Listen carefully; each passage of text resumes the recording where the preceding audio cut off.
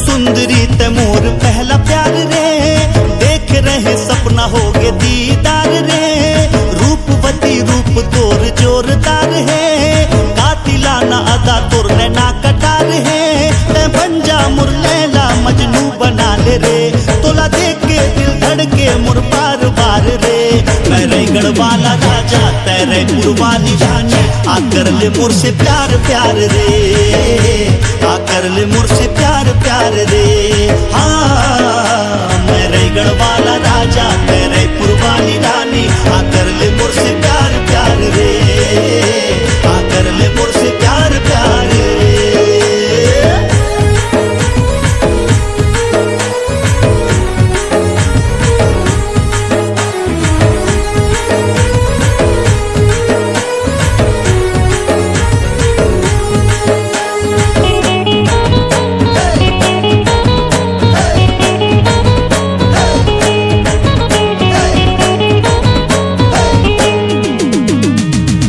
के काजल सरसीवा के साड़ी, बिलासपुर ले मंगा हूँ तुर कान के बाली। चापा के चश्मा जांजगीर के जींस, ले लूंगा ले मंगा हूँ तुर बिंदिया में लाली। हाँ कोरबा के काजल सरसीवा के साड़ी, बिलासपुर ले मंगा हूँ तुर कान के बाली।